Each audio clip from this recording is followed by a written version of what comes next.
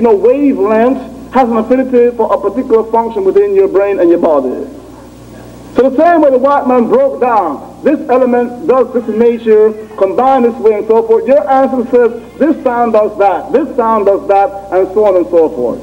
We have 23 out of 24 women who the doctor said could not get pregnant, who are mothers now, because they went into trance for several months or years with the sound tang, T-A-N-G.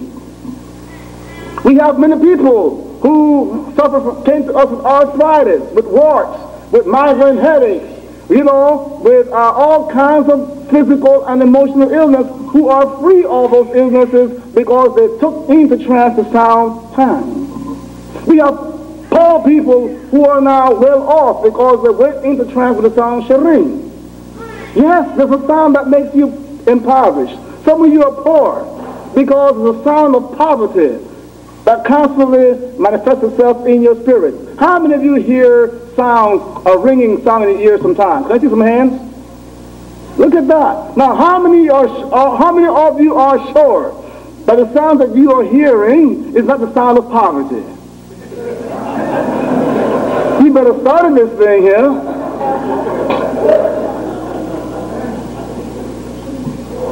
Some people, if you're pessimistic, it's because there's an active principle of pessimism manifesting itself within you. If you want to be optimistic, you cannot talk somebody into being optimistic. You cannot talk somebody into being moral. Morality flows from a force within you.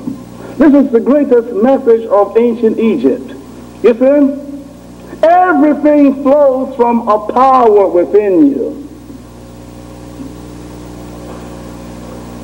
I take people who want to be good in music, I give them the song clean. Or they want to paint, I give them the song clean. You see? In 82,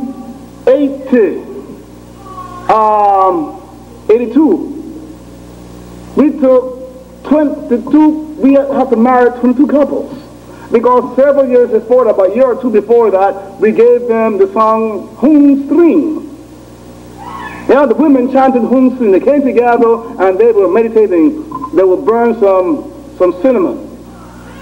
You see? You got to know the right things to burn. Y'all be going to the store buying, honeysuckle and all. No, burn cinnamon. Go to the supermarket, burn cinnamon. Put on a yellow and green dress. And 5 yellow roses in your room and chant string on, string on. And when you finish, put on some orange blossom oil. And all of a sudden the man that's been ignoring you for years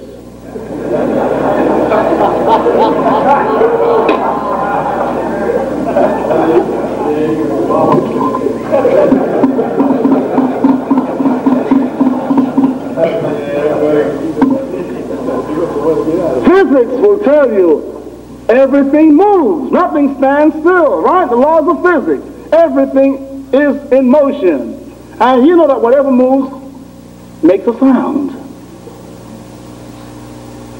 And if something is not moving enough and you know the sound it makes, you make that sound and you make it move some more. Go up the piano. Lift the top up, you hear nothing. Put your foot on the rightmost pedal and sing a note. Ah! And you hear the sound come alive in the piano. The string was at rest and it begins to vibrate in unity with the sound that you have made. The same thing is with every faculty within you. Anything that any other human being does, you can do. The problem is that power is slumbering within you, and you have to awaken it. Those words, those are key words, slumbering and awakening. If you've been studying Kundalini Yoga, you find you have to arouse and awaken Kundalini. It slumbers within you, they say. You with me? If your eyes are open, you have to be awakened. The whole thing about spiritual development, the whole thing about developing yourself is awakening slumbering powers. It's not about pumping information into your head. Let me tell you something, right? From preschool to your 12th PhD. All the information that you receive goes into the 8th field. That's the faculty that you see processes verbal, symbolic information. But you know that because you know people with PhDs that are miserable, that have no control over themselves. You know psychologists with PhDs that have no self-control. You know that. Which means that there has to be something higher than being informed. You know the person, maybe yourself, that when you do wrong, you know you're doing wrong. But something, you can't help something. There's a helplessness about you. If I'm saying, you don't need a sermon, you don't need for somebody to tell you you're doing wrong, you know that already. You heard the words, you read the Bible. And that's a problem with African Americans. We go to church more than white people go. That's a fact. It's scary. Down south, we'd be standing out in the street, it'd be raining. On a Sunday morning, we out there outside of the church. The church is packed already. We outside standing in the street in the rain. You with me? And then what is happening? We're still suffering the horrendous divorce rate. We heard the good word, but we still can't hold our marriages together. We heard the good word, but we still can't raise our children not to go off the crack and teenage pregnancy and things of that nature and killing each other. We cannot get, we go to hear the good word, but we cannot get something to keep our lives from falling apart. At the end of World War II, we had hundreds of thousands of acres of land. We don't have that land today. But we went to church every Sunday. What happened? I want you to understand is that words by themselves cannot save you. You have to awaken the dormant powers within you. It boils down to this here. The psychologist said that in most people, only about 7% of the brain is active. The other 93% is slumbering.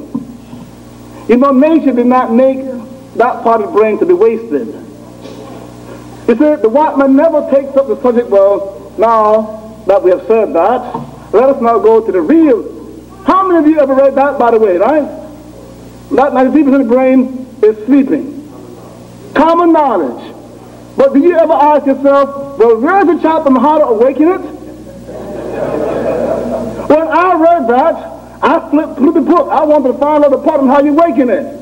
I didn't see a single reference to it. I closed the book down and I said, you fool, you know what you're talking about. It seems to me that psychology has to be how you awaken that other 93%.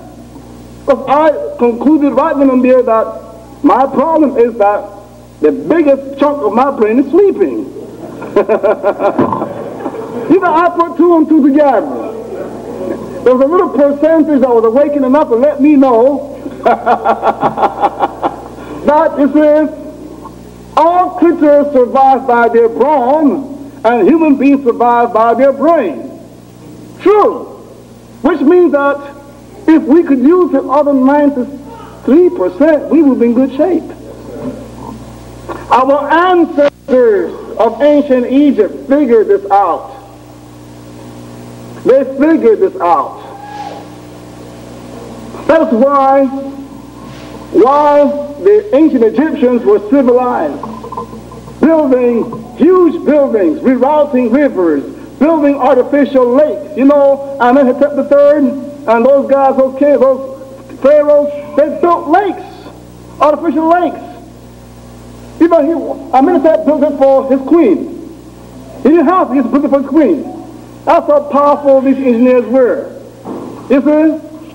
Little children in Sumer, 5,000 years ago, long before Pythagoras was born, little children, black boys and black girls, were struggling with the Pythagorean theorem in school.